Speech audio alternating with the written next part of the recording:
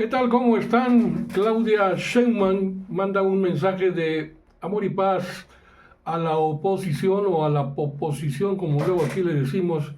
cuando sugieren por conducto de un ministro su posible destitución como presidente de la República por no hacer caso a las impugnaciones que se hacen desde varios lados en contra de la reforma del Poder Judicial. La doctora Sheinbaum criticó que sus adversarios y los ministros de la propia Suprema Corte de Justicia de la Nación, que ya hablan incluso hasta de golpe de Estado, su posible destitución, por lo que pide calma y tranquilidad, take it easy, señores, eh,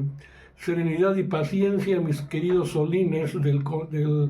Poder Judicial, y por eso proyectó una imagen de una exhalación del volcán Popocatépetl hace unos días que fue captada como que en forma de corazón, lo que considera como un mensaje de amor y paz hacia la oposición. La doctora Sheinbaum respondió también a la propuesta del ministro Juan Luis González Alcántara Carrancá y sus gastos en Palacio Nacional, según este ministro facho, que ya desesperado, en su desesperación, se va por otros temas en lugar de lo que le debe competir. Bueno, al aclarar que ella, pues dice, ¿cuáles gastos? Yo todavía no vivo en la residencia oficial, es decir, en Palacio Nacional, todavía no me mudo y ya está hablando, pero además detalló, para que conocimiento público, que el Palacio Nacional tiene su propio presupuesto y que sus gastos personales, si viviera en el departamento que ahí donde se hospedó pues durante 6 años o vivió durante 6 años el expresidente López Obrador, pues todos los gastos personales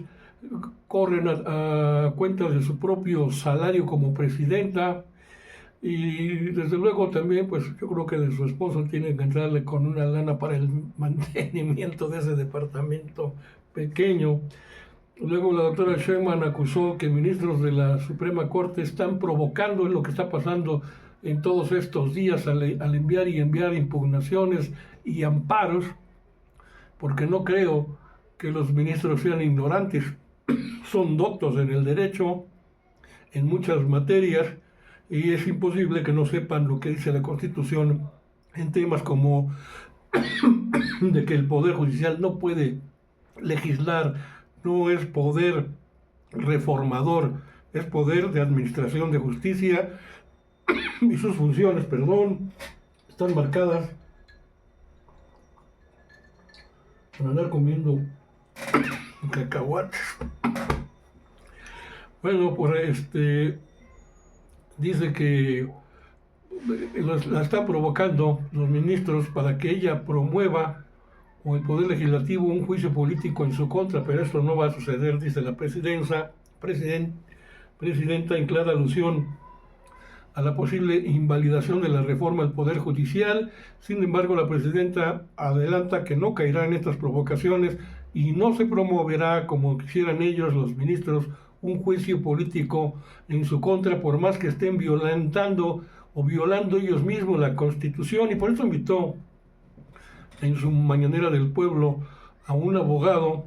a un jurisconsulto especializado en Derecho Constitucional, Raúl Jiménez, que explicó qué quiere decir este término de la supremacía constitucional. Este abogado Raúl Jiménez Vázquez explica que la supremacía constitucional no es una novedad, es una categoría jurídica de carácter superior que tiene carta de naturalización, que tiene hondas raíces tanto en la teoría,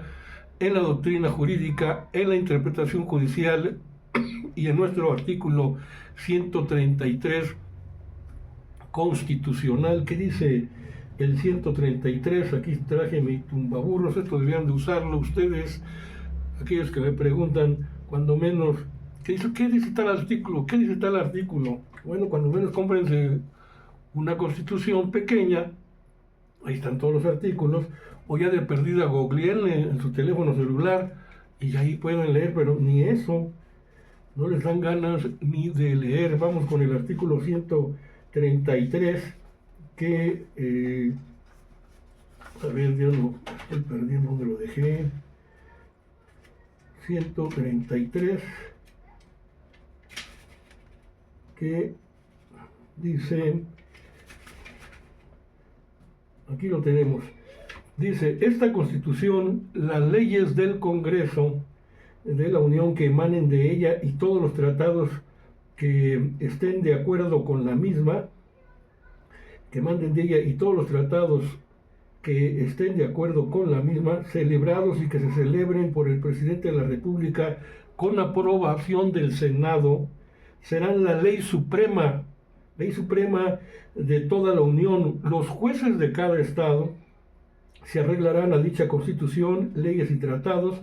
a pesar de las disposiciones en contrario que puedan haber en las constituciones o leyes de los propios estados del interior de la República. Lo primero es la Carta Magna, el documento básico que rige en la República Mexicana. Entonces dice este abogado, Raúl Jiménez Vázquez, destacó que las reformas constitucionales que se están promoviendo a los artículos 105 y 107 se están realizando de acuerdo a lo previsto por el artículo 135 de la Constitución, que ayer recordábamos. En uno de los artículos se señala cuáles son los asuntos que le competen al Poder Judicial, dentro de los cuales no está entrometerse en asuntos electorales y mucho menos en pretender reformar la Constitución. La Constitución solamente la puede reformar el Congreso de la Unión con las 3/4 partes de los miembros presentes, y luego, una vez contabilizados los votos que se logren para tener la mayoría calificada, irse hacia los congresos de los estados para que ellos también voten sobre una reforma a la Constitución, y solamente con el 50% más uno, la mayoría de los estados que lo aprueben, con eso se hace ya la posibilidad de tener una nueva Constitución donde no participa como poder reformador el poder judicial.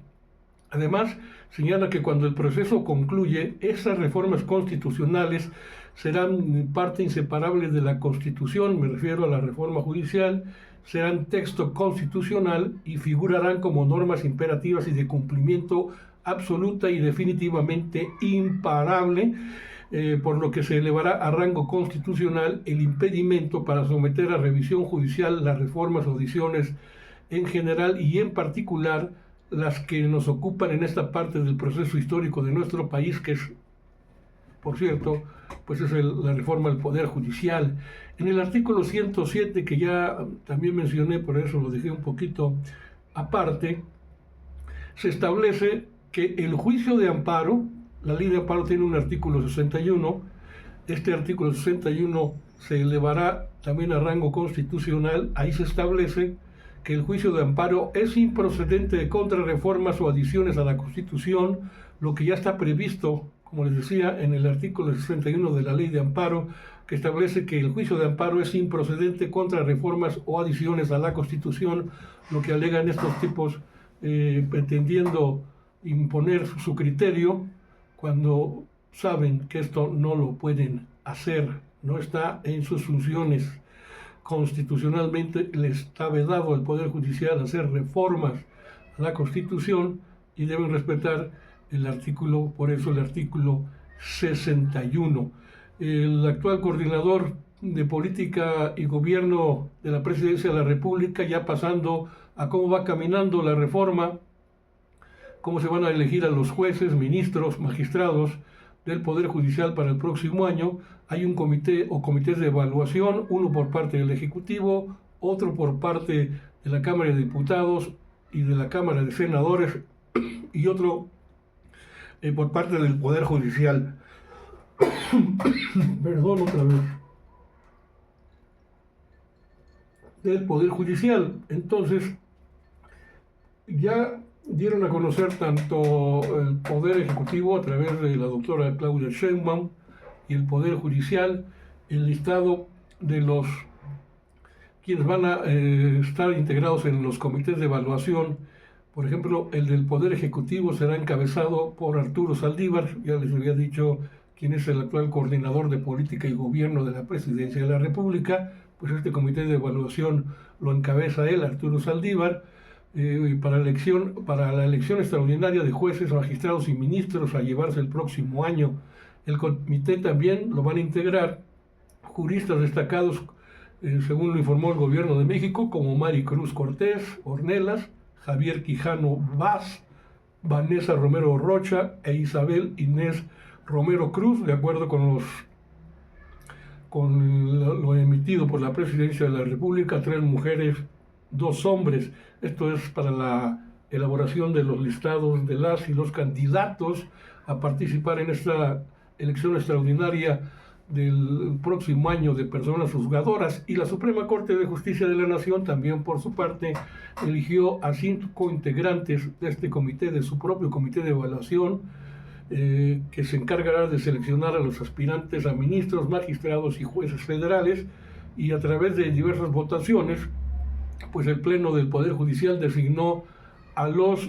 juristas Mónica González Contró, Emma Mesa Fonseca, Emilia Molina de la Fuente, Wilfrido Castañón León y Luis Enrique Pérez Trejo, tal como está establecido en la reforma judicial. Por un lado cumplen y por otro lado boicotean. Aquí también habrá 3 mujeres y 2 hombres en este comité de evaluación del Poder Judicial. Esperemos a ver qué propuestas vienen desde el Poder Legislativo. Corresponden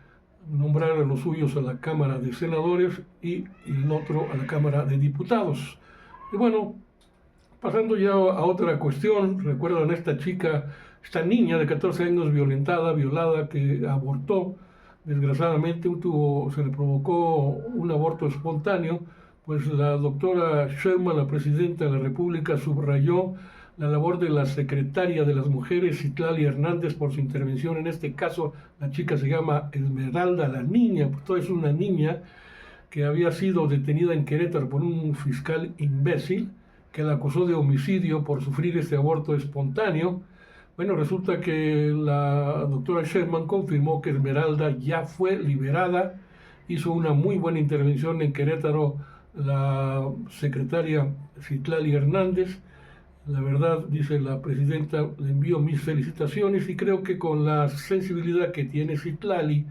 dijo la doctora Sheinbaum, ella va a seguir apoyando y además todo el apoyo institucional que requiera esta niña y su familia. Y sobre la apelación de su sentencia por parte de Genaro García Luna, allá en Estados Unidos, en Brooklyn, Nueva York, Claudia Sheinbaum señaló que está en su derecho de hacerlo, el pedir la apelación de su sentencia, pero que serán allá pues las autoridades norteamericanas, las autoridades de Estados Unidos, quienes definan cómo continuará el proceso, o si se le negará esta apelación, pues ya es problema de ellos. Allá lo tienen preso, pues allá que se hagan bolas con este maleante. Y ahora confirma la doctora Sheinbaum el primer viaje internacional que hará. Se tenía dudas sobre si asistiría a la cumbre del Grupo de los 20 que se va a llevar a cabo en Brasil, porque tenía en medio del asunto el desfile del 20 de noviembre, la conmemoración de un aniversario más de la Revolución Mexicana. Y bueno, la presidenta Sheinbaum dijo que sí, ya lo evaluaron bien, adelantó que sí acudirá a la cumbre del Grupo de los 20 que se realizará en Río de Janeiro, allá en Brasil, repito, el 18 y el 19 de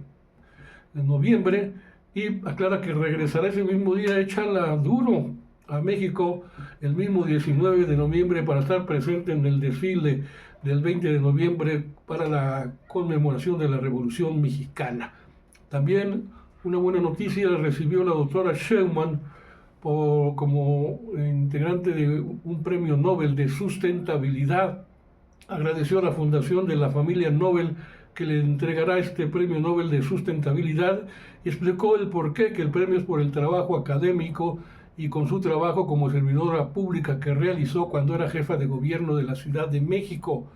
Y por otro lado, bueno, pues felicitaciones a la presidenta, es una gran académica, una gran científica. Y por otro lado, ante dimes y diretes en relación a por qué vamos a apoyar a Cuba con petróleo, dice la doctora Sheinbaum,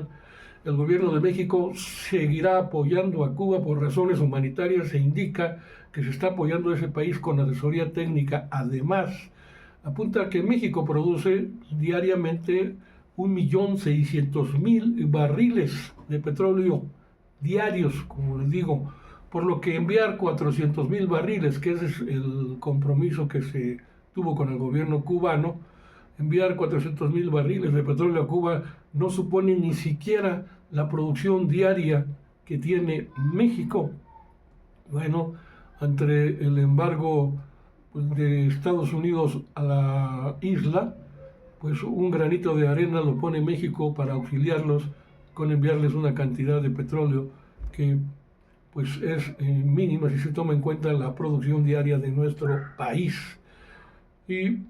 bueno, pues con esto los dejo, porque también hubo cuestiones interesantes, vamos a hablarla después, el día de mañana, para comentar a ustedes cómo va el asunto de la COFEPRIS, quién es su titular ahora. Bueno, ese es el nombre,